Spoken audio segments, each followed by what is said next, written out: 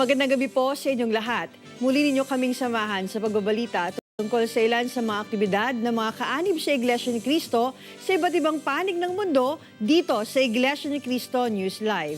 Ako po si kapatid na Olivia Nagit. Mapapanood din po ninyo ang programang ito via Facebook at YouTube sa INC News and Updates.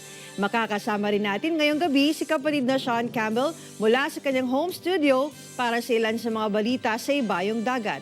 Good evening, Brother Sean. Good evening po, Sister Olivia. Narito ang headlines ngayong Miyerkules ng gabi, Disyembre 18, 2024. Pagtatalaga sa Panginoong Diyos sa mga bagong gusaling sambahan sa mga distrito ng Quezon City at Cavite South, nagkaloob ng panibagong inspirasyon sa mga kapatid. Musical Evangelical Mission sa Distrito Eklesyastiko ng Panikitarlac, naging mabisang paraan para maipakilala ang Iglesia ni Cristo sa mga panauhin. At mga kabilang sa Christian Employees Association o SEA sa iba't ibang distrito sa Pilipinas, tumanggap ng karagdagang paggabay mula sa tanging pagtitipon. Ang lahat ng yan sa pagbabalik ng Iglesia ni Cristo News Live.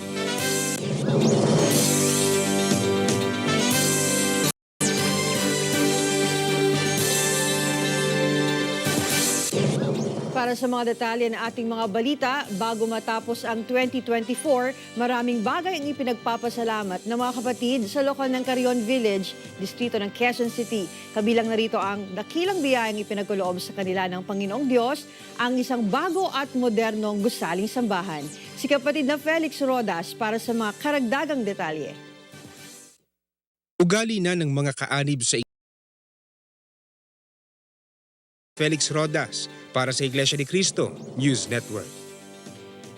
Sunod nating puntahan ang distrito ng Cavite South. Panibagong inspirasyon din ang ibinunga ng bagong gusaling sambahan sa mga kapatid sa lokal ng Pasong Langka. May hatid na balita si kapatid na Jaya Fernandez. Patuloy ang Iglesia ni Cristo sa News Network.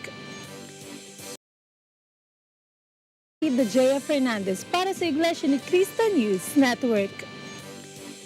Naragdagan muli ang mga kaanib sa Iglesia ni Cristo sa distrito ng Cavite kasunod ng idinaos na pagbabautismo. May report si kapatid na Rose Ann Ramaliosa.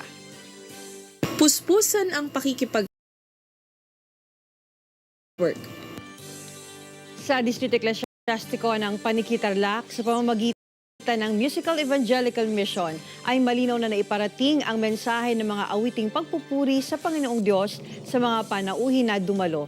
Si kapatid na Carlito Pasco Jr. para sa iba pang mga detalye. Cristo News Network. Kapatid na Rose Ann Ramaliosa para sa Iglesia ni Cristo News Network. Sa distrito eklesyastiko ng Panikitarlac sa pamamagitan ng Musical Evangelical Mission ay malinaw na naiparating ang mensahe ng mga awiting pagpupuri sa Panginoong Diyos sa mga panauhin na dumalo. Si kapatid na Carlito Pasco Jr. para sa iba pang mga detalye. Ang musika para sa Iglesia ni Cristo News Network. Sa distrito pa rin ng Panikitarlac, matutunghayan natin ang mga pangyayari sa isinagawang tanging pagtitipon para sa ika-38 taong pagkakatatag ng SEA sa report ni kapatid na Jason Miliado. Lubos na kinasabikan at Nagumapaw rin sa kagalakan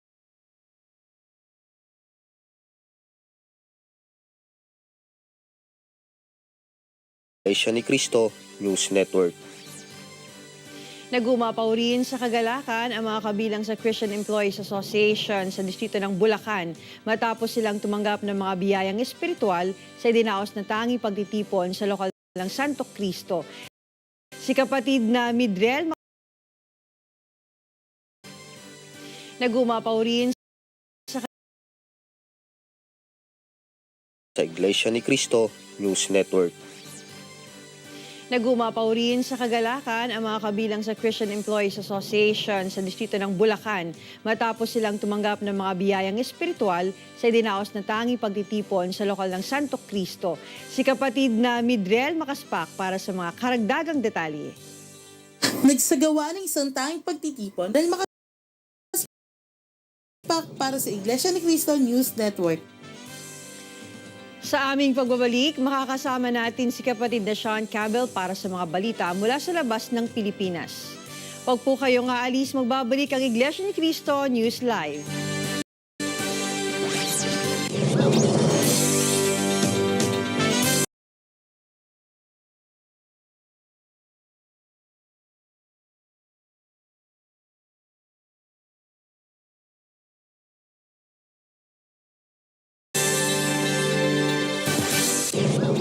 Iglesia ni Cristo News Live is back. Brother Sean Campbell will now join us from his home studio to bring the news outside the Philippines. Brother Sean.